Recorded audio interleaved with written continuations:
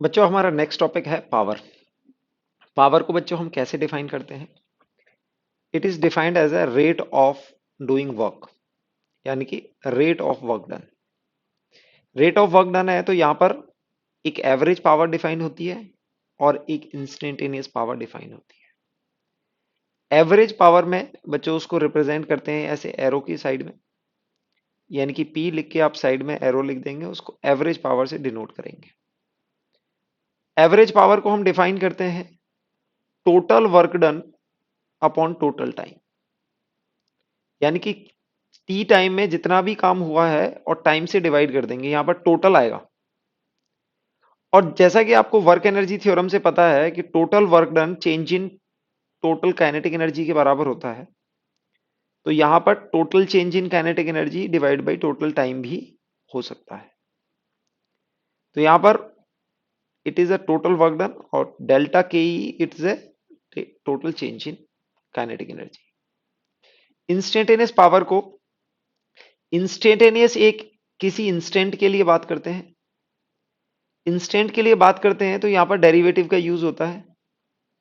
Power is defined as d डब्ल्यू by d t, यानी कि डी डब्ल्यू, जैसा कि आपको याद होगा कि हमने स्मॉल डिस्प्लेसमेंट के लिए वर्क डन लिखा था एफ डॉट डी एस, ये हमने वर्क डन लिखा था, तो ये हमारा डी डब्ल्यू हो जाता है। तो डी डब्ल्यू को आप एफ डॉट डी एस से रिप्लेस कर देंगे और डी टी से डिवाइड कर देंगे। ये करने के बाद आप देखोगे this is F dot d S by d T.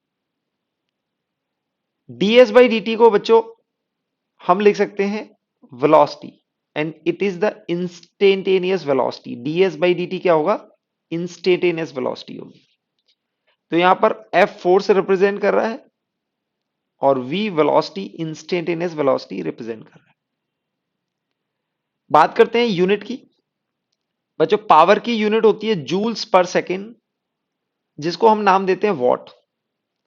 आप शॉर्ट फॉर्म में अगर एक लेटर से लिखेंगे तो डब्ल्यू से रिप्रेजेंट करेंगे, पूरा लिखेंगे तो ये watt, and it is newton metre per second. Newton metre per second. और जहां तक डायमेंशन का सवाल है, इसकी डायमेंशन होती है M L square T minus three. ये आपकी जैसे काइनेटिक एनर्जी की बच्चों आपको याद होगा M L square T minus two होती है, और काइनेटिक एनर्जी को टी से डिवाइड कर दो तो आपके पास डायमेंशन आ जाएगी M L square T minus three. ये कई बार नीट के एग्जाम में पूछ लिया जाता है। चलो इससे रिलेटेड एक क्वेश्चन करके देखते हैं।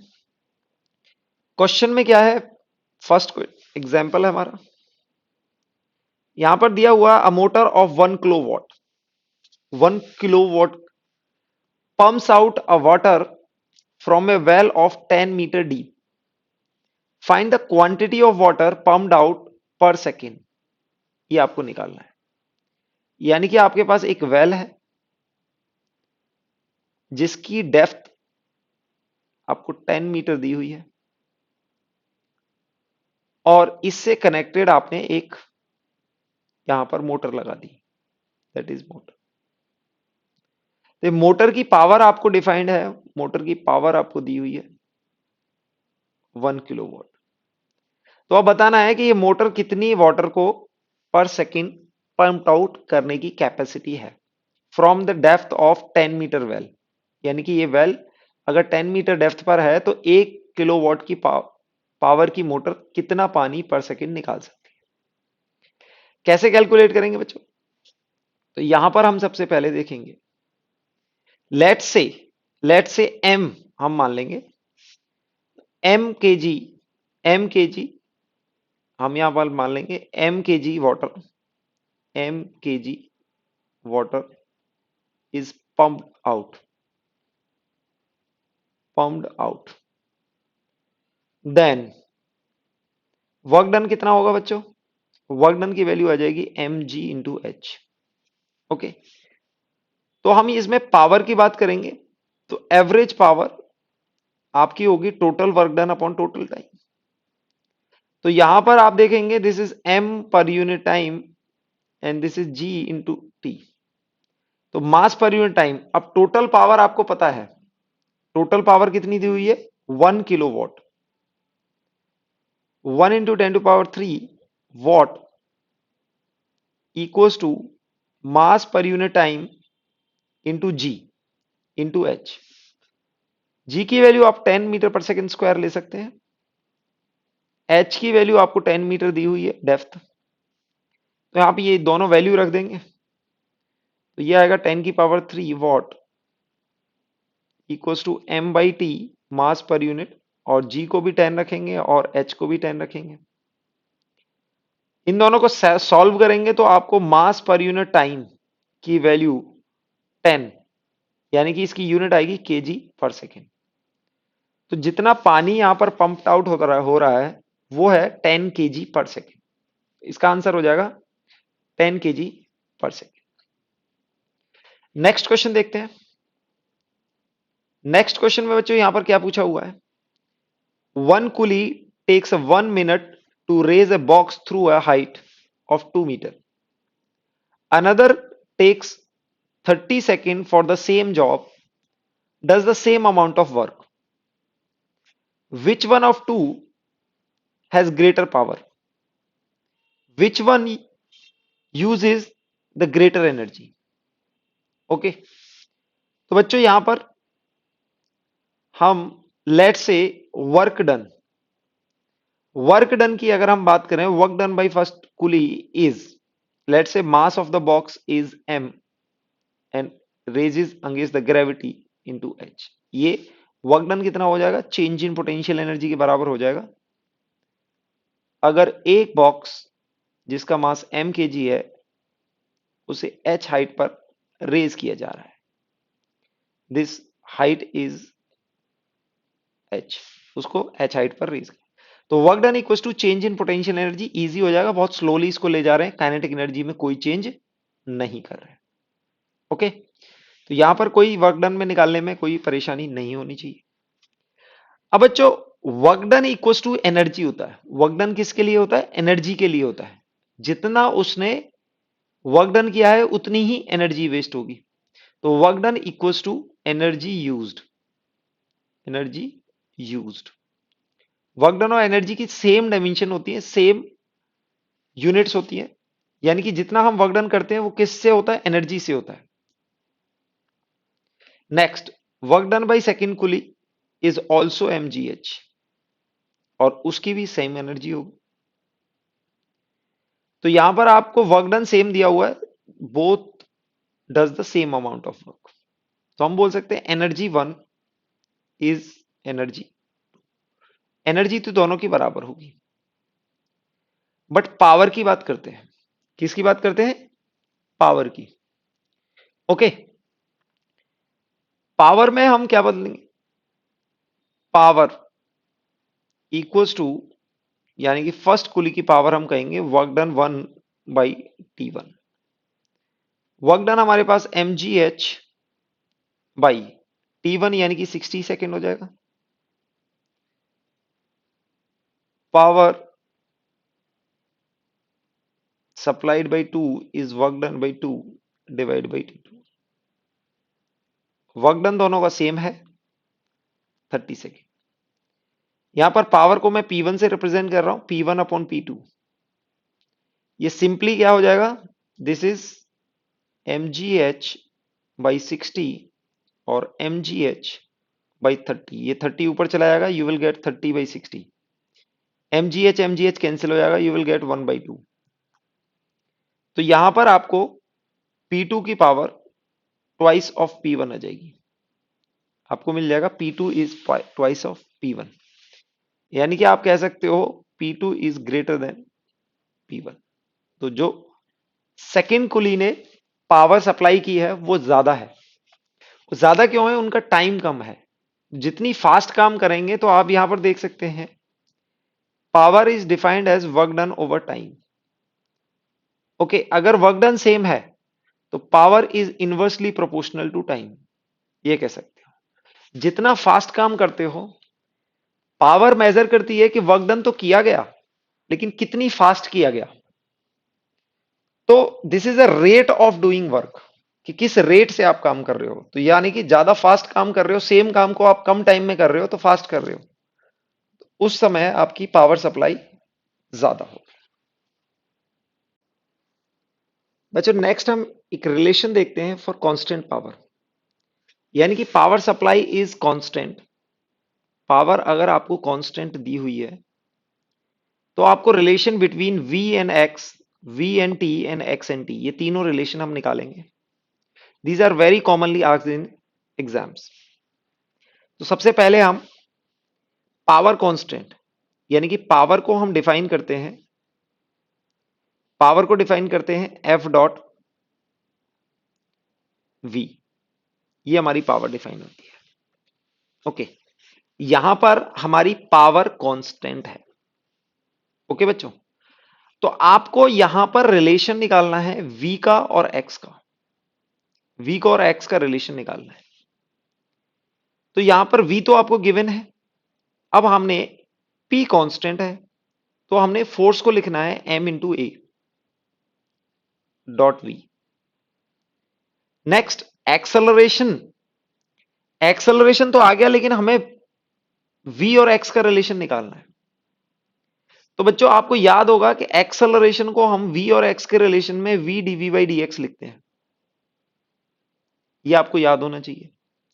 यानी कि हम एक्सेलरेशन को आप सब्स्टिट्यूट कर देंगे V dV बाई dx से और आपके पास रिलेशन आएगा M into V dV by dx into V। आप यहां पर power, this is constant, this is constant, mass भी कांस्टेंट है, मास वेरिएबल नहीं होगा, P by m into d x, और आपके पास ये V into v, V dot v, v square हो जाएगा V स्क्वायर dV, ये रिलेशन आएगा। इंटीग्रेट करेंगे तो आपके पास P by m into x equal to V square by 3, ऐसा रिलेशन आ जाएगा और you will gate V cube by 3,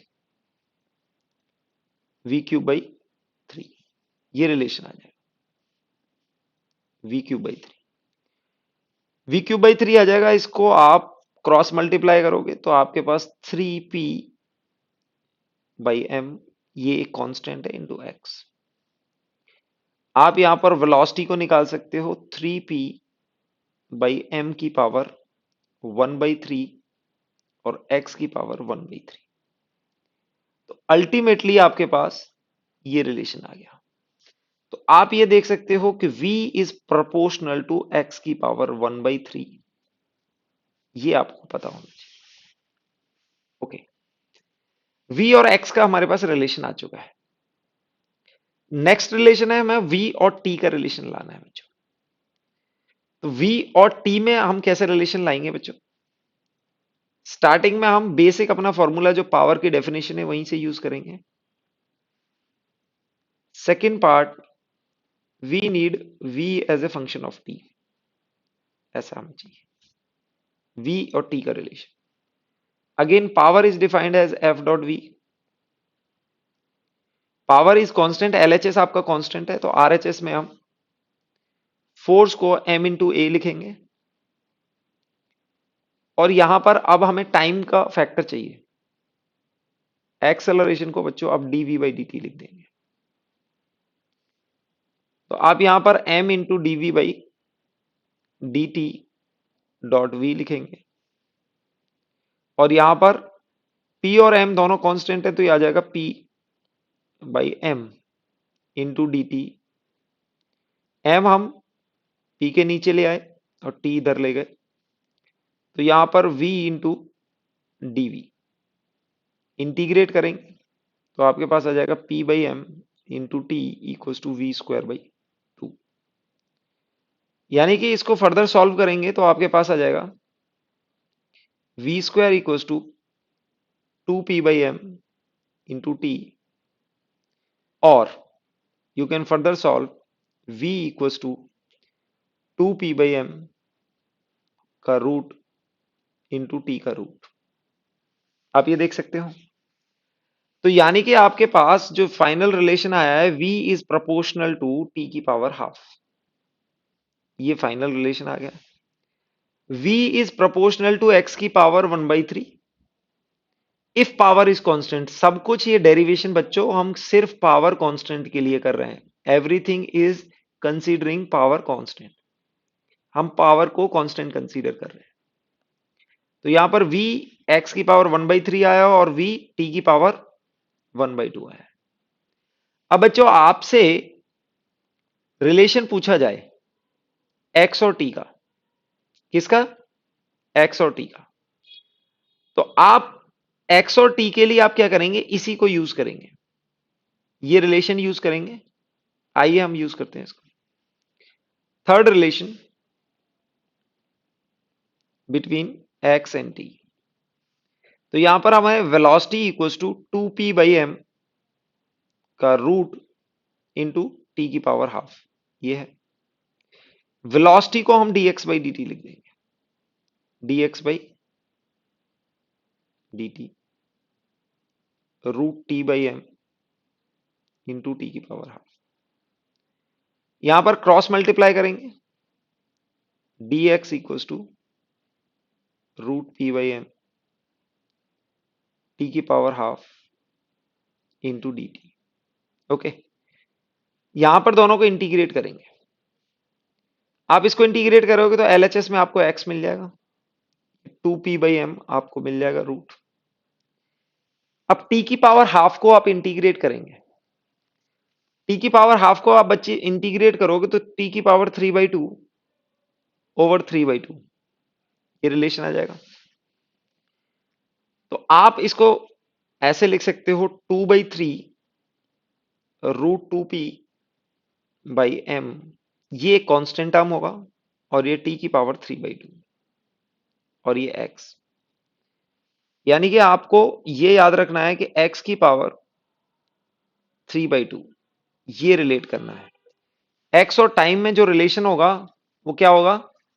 x is proportional to t की पावर 3/2 और इसी को you can write t is proportional to x की power 2/3।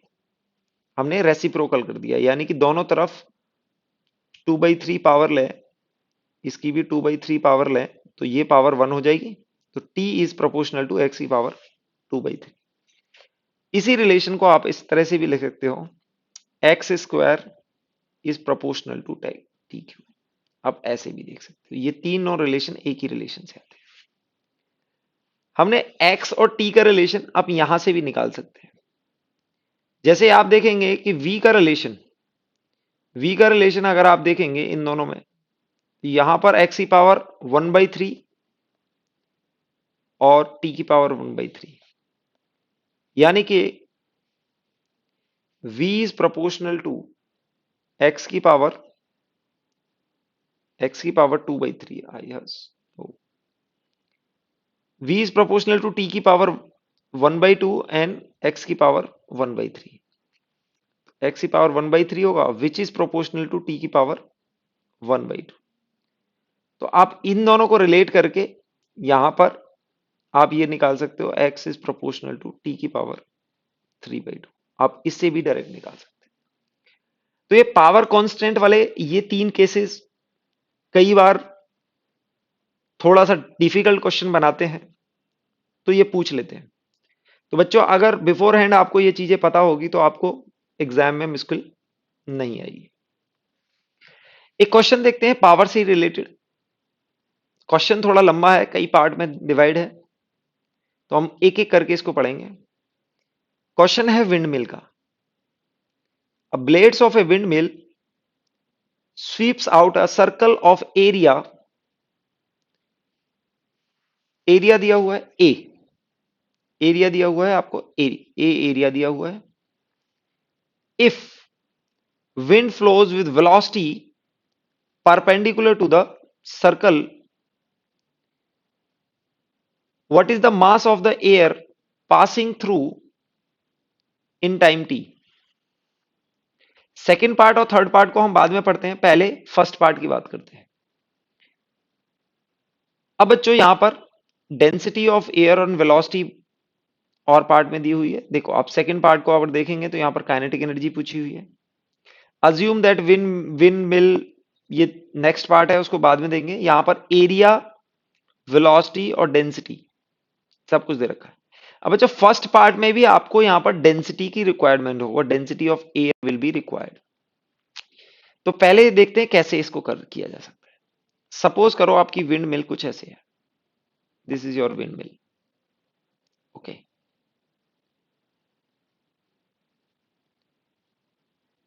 ये आपकी विंड मिल है। तो आपने जो स्वीप्स आउट वाला एरिया है, जो ये ब्लेड का एरिया होगा, ये ए होगा। एयर विल बी परपेंडिकुलर, यानी कि एयर कुछ इस तरह से जा रही होगी ब्लेड से क्रॉस करके। तो आप इसको साइड व्यू आप अगर देखोगे तो एयर कुछ इस एरिया में ऐसे करके जा रही होगी और ये ब्लेड्स कुछ ऐसे होंगे, एयर ऐसे परपेंडिकुलर इसके जा रही है। तो हम बच्चों बोल सकते हैं इसकी स्पीड अगर v है, इसकी स्पीड v है और ये विंड मिल आपकी घूम रही है, तो t टाइम में कितना डिस्टेंस कवर करेंगे, v इंटू टी, ये डिस्टेंस कवर करेंगे। तो यहां पर एक सिलेंड्रिकल पोर्शन मान लेंगे, सिलेंड्रिकल पोर्शन जिसका एरिया a है, इसका एरिया ये है और इसका लेंथ कितना हो जाएगा, v इंटू टी। तो इसका वॉल्यूम बच्चों, वॉल्यूम देखोगे तो वॉल्यूम की value a into v into t हो जाएगी। और इस पोर्शन का टोटल मास अगर हम लिखेंगे तो density into volume which is rho a v into t. ये तो जितना भी इस डिस्टेंस में एयर होगी वो एक सेकंड में इसको क्रॉस कर चुकी होगी। यानी कि सपोज करो 1 सेकंड मान लें, तो 1 सेकंड में इतने डिस्टेंस ट्रेवल करेगी। तो जितनी भी एयर होगी इस सिलेंडर के अंदर वो पूरी इसको क्रॉस कर चुकी होगी। तो हम बोल सकते हैं मास flowing per unit in t time, mass flowing in t time is rho a v into t। ये हमारा फर्स्ट पार्ट आ जाएगा। सेकेंड पार्ट में बच्चों क्या पूछा गया है, what is the kinetic energy of the air.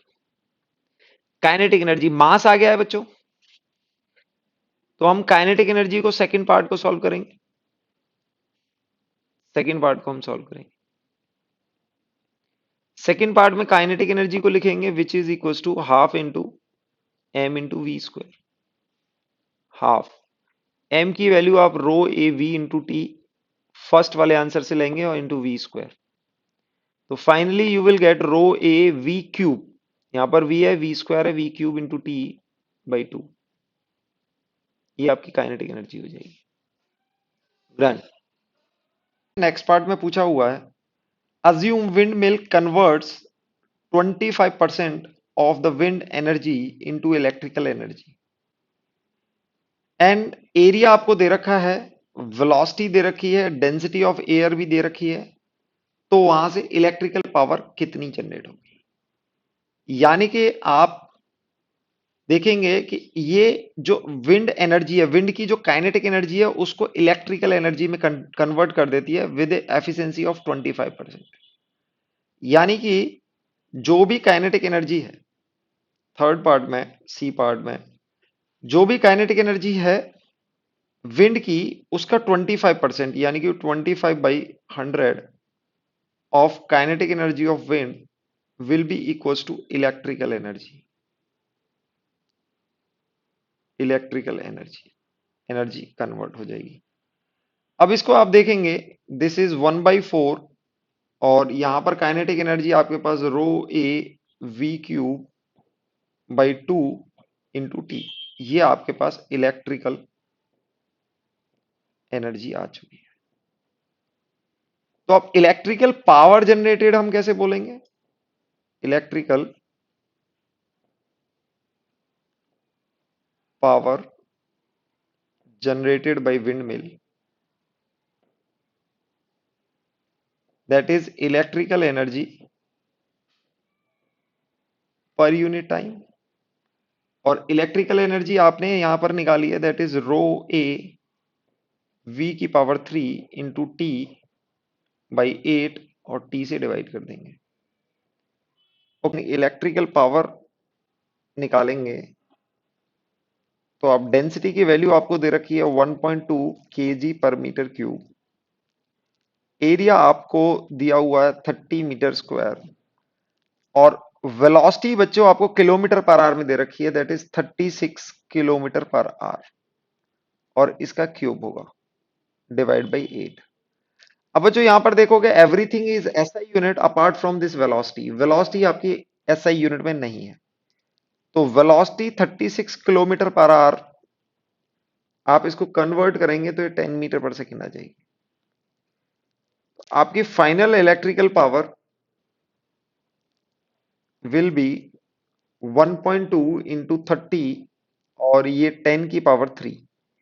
Velocity का क्यूब करना है और यहां पर 8 से डिवाइड करेंगे। इसको आप कैलकुलेट करेंगे, this is 36 by 8 into 10 power 3। 36 by 8 आप इसको कर सकते हैं, दैट इज 4.5 इंटू 10 पावर 3 और ये आएगी वॉट में, तो आपके पास फाइनल मिल जाएगा 4.5 किलो वॉट। इलेक्ट्रिकल पावर आपके पास आ जाएगी 4.5 किलो वॉट। बच्चों वर्क डन के कुछ अच्छे क्वेश्चन, यानी कि थोड़ा सा जेई मेन से ऊपर के लेवल के क्वेश्चन, हल्का सा एडवांस टाइप का क्वेश्चन है। कुछ ऐसे एग्जाम्पल देख लेते हैं। इस एग्जाम्पल में आपको देख दिया हुआ है, क्वेश्चन पढ़ते हैं पहले। A body of mass m, यानी कि आपको डेटा दिया हुआ है, मास m दिया हुआ है, वो स्लोली, ये वर्ड बहुत इंपॉर्टेंट है, स्लोली होल्ड अप, यानी कि ऊपर ले जाया जा रहा है, up the hill as shown in the figure. ये आपको फिगर में दे रखा है, ये एक हिल पर ऊपर ले जाया जा रहा है मास m by force f which at each point was directed along the tangent to the trajectory। और या ये फोर्स क्या है, along the tangent of the trajectory, इसके टेंजेंट डायरेक्शन में है। Okay, find the find the work performed by this force if the height of the hill is h and length of the base is l and coefficient of friction is mu। बच्चों यहां पर ये word है ना slowly, इसका काफी importance है। यहां पर आपको फोर्स की वैल्यू अननोन है, लेकिन बोल रहे हैं कि इसको देखो, यहां पर एक तो टेंजेंट के अलोंग है, ठीक है ना, टेंजेंट के अलोंग है ये फोर्स, और इसको बहुत स्लोली ले जाया जा रहा है और यहां ऊपर तक ले जाया जा रहा है और इस वर्क डन बाई फोर्स निकालना है। इसमें काफी चीजें आपको दिखेंगी, आपको लगेगा कि ना तो डिस्प्लेसमेंट दिया हुआ है, ना यहां पर अगर इंक्लाइंड एंगल होता, थीटा होता, तभी भी हम कुछ काम करते। यहां पर बस कोफिशिएंट ऑफ फ्रिक्शन दे रखा है, थीटा भी पता नहीं है, फोर्स भी पता नहीं है, डिस्प्लेसमेंट भी पता नहीं है, तो यानी कि और वर्क डन पूछा हुआ है। लेकिन बच्चों ये थोड़ा सा ट्रिकी क्वेश्चन है। यहां पर आप देखेंगे एक, जैसे कि हम यहां पर अगर बोलते हैं कि total work done equals to change in kinetic energy. अब बच्चों चूंकि उसको स्लोली ले जाया जा रहा है, बहुत स्लोली ले जाया जा रहा है, तो यानी कि उसकी काइनेटिक एनर्जी में कोई चेंज नहीं है, यानी कि वो रेस्ट पर ही है almost, it is moving very slowly, तो यहां पर change in kinetic energy zero होगा। तो हम बोल सकते हैं total work done by all forces is equal to zero, ठीक है ना। हम बोल सकते हैं work done by all forces equal to zero, ये हमारे पास आ जाएगा। अब ऑल फोर्सेस में बच्चों यहां पर आप देखोगे तो यहां पर कौन कौन सी फोर्स लग रही हैं, आप यहां पर देखो। सपोज करो ये आपका ब्लॉक है, ये आपका ब्लॉक, और ब्लॉक पर एक फोर्स F लगेगी, एक नॉर्मल डेफिनेटली लगेगी, एक mg लगेगी, और कोफिशिएंट ऑफ फ्रिक्शन दिया हुआ है तो फ्रिक्शन डाउनवर्ड डायरेक्शन में लगेगी। अब यहां पर आप देखोगे work done by friction plus work done by normal plus work done by mg, plus work done by external force that is F must be zero. सभी फोर्सेस का वर्क डन कितना है? जीरो है।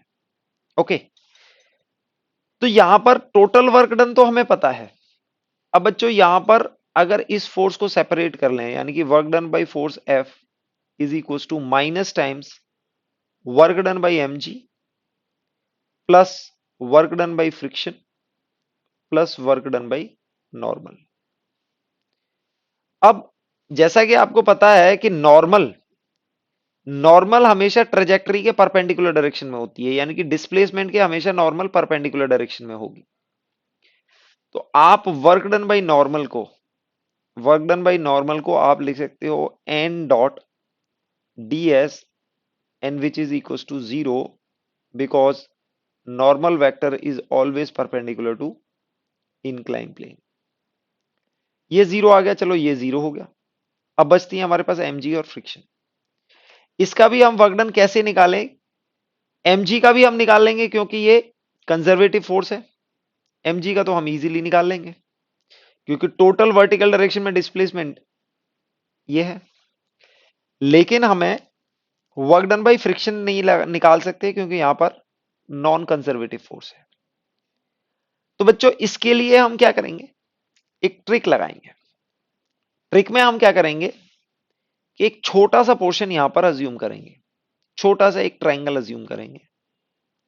छोटे से ट्राइंगल में हम यहां पर मान लेंगे इंक्लिनेशन थीटा। ओके, यानी कि छोटे से ट्राइंगल में हम डिस्प्लेसमेंट ऐसे मानेंगे in small section of this trajectory, ये हम मान लेंगे। ये पोर्शन होगा डीएच और ये पोर्शन होगा डीएल। ओके, और ये होगा डीएस। ओके, तो आप इस डिस्प्लेसमेंट में अब यहां पर देख सकते हो कि फ्रिक्शन की वैल्यू ये हो जाएगी mu m g cos theta. Okay, friction की वैल्यू हो जाएगी mu m g cos theta और वर्क डन बाई फ्रिक्शन हम कह सकते हैं minus mu m g cos theta into ds, ये हो जाएगा। यानी कि एक छोटा सा ट्राइंगल हमने अज्यूम कर लिया, इसका एक छोटा पार्ट बहुत ही छोटा पार्ट है, इसको एनलार्ज करके बनाया हुआ है। छोटा पार्ट अज्यूम कर लिया जिसमें ये डिस्टेंस आपका डीएस हो गया, ये डीएच हो गया और ये डीएल हो गया। तो दे आर वेरी स्मॉल। ठीक है, तो इस छोटे से डिस्प्लेसमेंट के लिए हम अज्यूम कर सकते हैं कि थीटा कांस्टेंट है, बहुत ही छोटा डिस्प्लेसमेंट। तो यहां पर वर्क डन, क्योंकि डिस्प्लेसमेंट ऊपर की तरफ है और फ्रिक्शन नीचे की तरफ होगा, friction is downward direction and displacement upward direction. तो ये आपका वर्क डन बाई फ्रिक्शन आ जाएगा minus mu m g cos theta into ds. ये आपका वर्क डन बाई फ्रिक्शन आ जाएगा। अब बच्चों यहां पर वर्क डन बाई फ्रिक्शन ये छोटे से एलिमेंट के लिए आया है माइनस म्यू एम जी। अब यहां पर थीटा वेरिएबल है, यहां पर क्या है? थीटा वेरिएबल है। लेकिन हम यहां पर देखेंगे कि अगर हम यहां पर देखें ds cos थीटा, ds का cos थीटा कंपोनेंट dl आ जाएगा। क्या आ जाएगा? ds का cos थीटा कंपोनेंट dl आ जाएगा, यानी कि mu m g into dl हो जाएगा। और इसको पूरा इंटीग्रेट करते हैं तो total work done by friction आ जाएगा।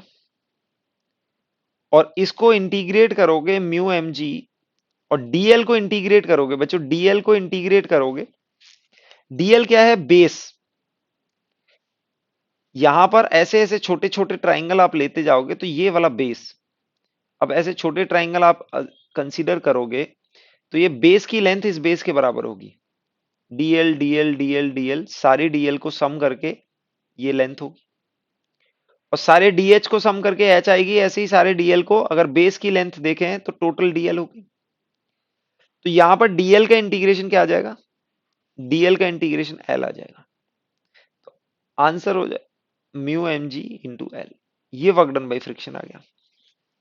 और वर्क डन बाई ग्रेविटी तो आप सीधे लिख सकते हो, फोर्स नीचे की तरफ है m g minus m g into h, यानी कि वर्टिकल डायरेक्शन में डिस्प्लेसमेंट इसका एच है और total force mg downward direction में। तो सीधे क्योंकि कंजर्वेटिव फोर्स है, इसका वर्क डन हम इजीली लिख सकते हैं।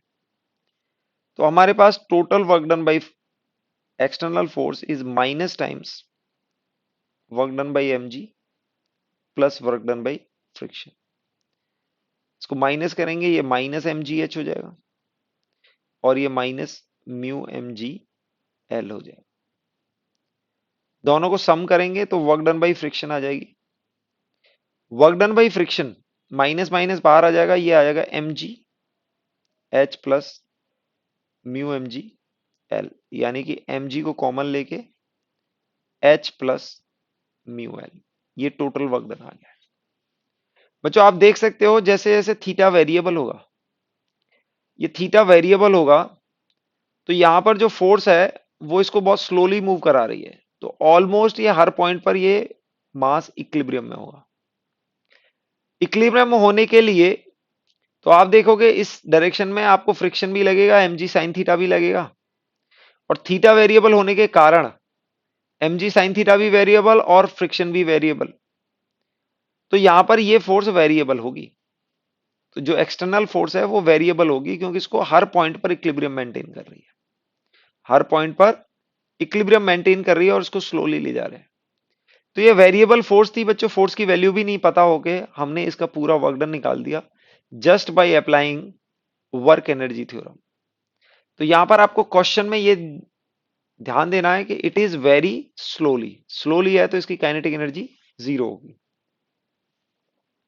बच्चों ये भी थोड़ा सा डिफिकल्ट क्वेश्चन है, नीट वाले बच्चे इन दोनों क्वेश्चंस को स्किप कर सकते हैं, थोड़ा सा जेई एडवांस टाइप का क्वेश्चन है। तो बच्चों यहां पर आप देखोगे क्वेश्चन में दिया हुआ है a smooth surface sphere of radius r, smooth है यहां पर, is made to translate in a straight line with constant acceleration a. A particle kept on the top of the sphere is released from there with zero velocity with respect to sphere.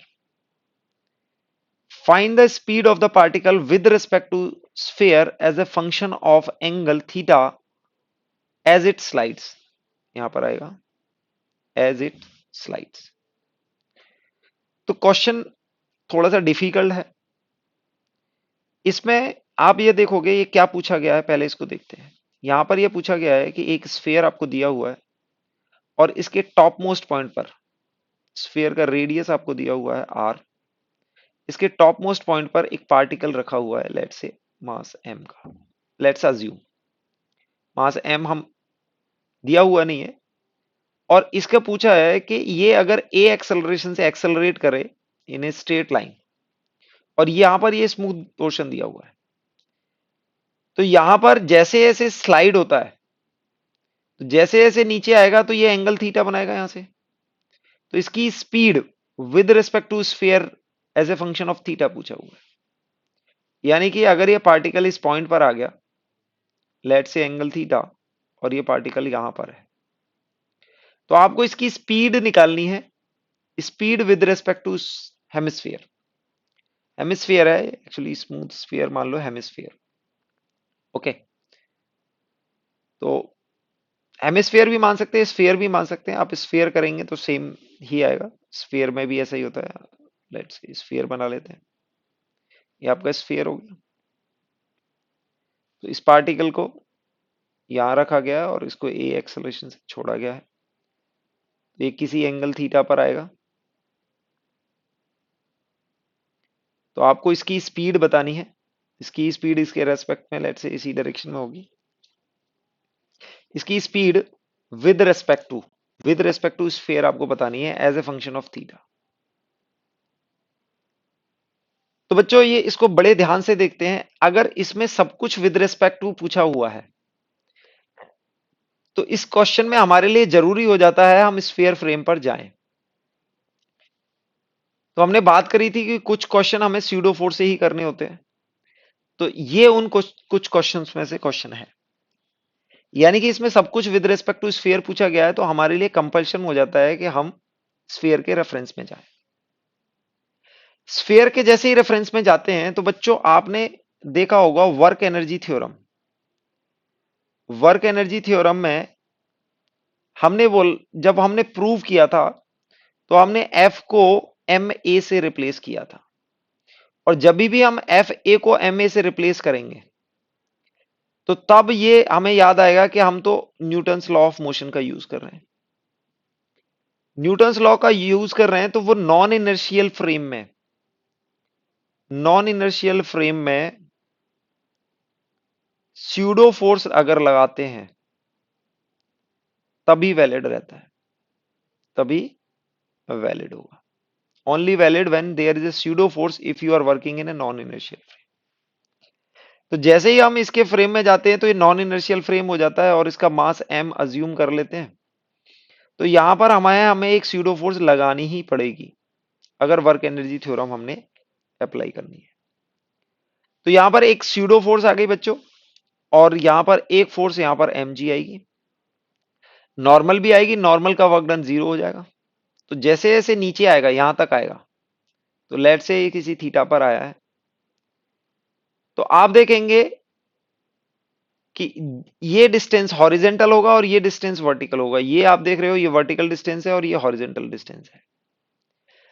तो इस sphere में से horizontal distance और vertical distance की बात करते हैं। तो बच्चों वर्टिकल डिस्टेंस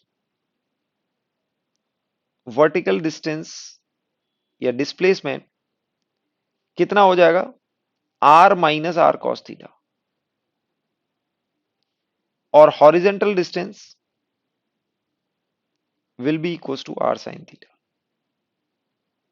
एक बार इसको देखते हैं फिगर को, यानी कि ये आपको रेडियस आपको दिया हुआ है r, तो ये पूरी लेंथ r है, और यहां पर थीटा बाई ये ट्राइंगल, राइट एंगल ट्राइंगल होगा, तो ये भी r होगा। तो r का ये कंपोनेंट यानी कि बेस ये r cos थीटा हो जाएगा, यानी कि ये r cos थीटा, और टोटल r है तो इन दोनों में से माइनस करेंगे तो ये डिस्टेंस हमें मिल जाएगा, ये डिस्टेंस मिल जाएगा। तो ये हो जाएगा r minus r cos theta. और बच्चों इस ट्राइंगल में आप देखोगे ये r है तो ये r sin थीटा हो जाएगा, हॉरिजेंटल डिस्टेंस ये r sin थीटा हो जाएगा और ये r minus r cos theta हो जाएगा। तो आप देखेंगे ये नीचे आ रहा है, mg फोर्स लग रही है और डिस्टेंस है r minus r cos theta. ये राइट में फोर्स लग रही है ma और इसका डिस्टेंस है r sin थीटा। तो यहां पर दोनों का वर्क डन होगा, तो हम बोल सकते हैं total work done equals to change in kinetic energy. Total work done में हम बोल सकते हैं mg, और डिस्प्लेसमेंट नीचे कितना होगा, r 1 माइनस कॉस थीटा, और हॉरिजेंटल डायरेक्शन में होगा ma into r sine theta, and that can be written as change in kinetic energy half mv square minus 0। अब ये जो वर्क एनर्जी थ्योरम है, यहाँ पर work done by pseudo force भी लिया हुआ है। This is work done by pseudo force के द्वारा वर्क डन किया है। तो ये हम विद रेस्पेक्ट टू स्फीयर लगा रहे हैं, work energy theorem with respect to sphere लगा रहे हैं, तो हमने work done by pseudo force लिया हुआ है। अब यहां पर आप देखोगे m कैंसिल हो जाएगा और आपके पास आ जाएगा 2g 2 यहां पर r कॉमन ले सकते हैं और ये आएगा g 1 minus cos theta plus a sine theta, ये आएगा। और इसका पूरे का अगर हम रूट कर दें तो ये v की वैल्यू आ जाएगी, ये सिंपल आपके पास स्पीड आ जाएगी। तो इसमें कंसेप्ट काफी इंपॉर्टेंट था, कैलकुलेशन बहुत ज्यादा नहीं थी, क्वालिटी क्वेश्चन था। तो यहां पर आपको देखना है कि हमने work energy theorem with respect to sphere लगानी है, क्योंकि इसमें जो ये थीटा पूछा हुआ है it is also with respect to sphere only. तो यहां पर पूछा हुआ था speed of the particle with respect to sphere as a function of angle theta as it slides. तो जितना थीटा स्लाइड कर रहा है तो आपने स्फीयर के रेफरेंस में जाके स्यूडो फोर्स लगानी होगी, mg का वर्क डन होगा, स्यूडो फोर्स का वर्क डन होगा, जैसे ही ये पार्टिकल इधर आएगा। अच्छा, वर्क डन बाई नॉर्मल यहाँ पर 0 रहेगा, तो आप इसको ऐड कर सकते हो, यहां पर आप ऐड कर सकते हो कि work done by normal work done by normal is equal to 0, क्योंकि डिस्प्लेसमेंट के परपेंडिकुलर होगा, n is perpendicular to displacement.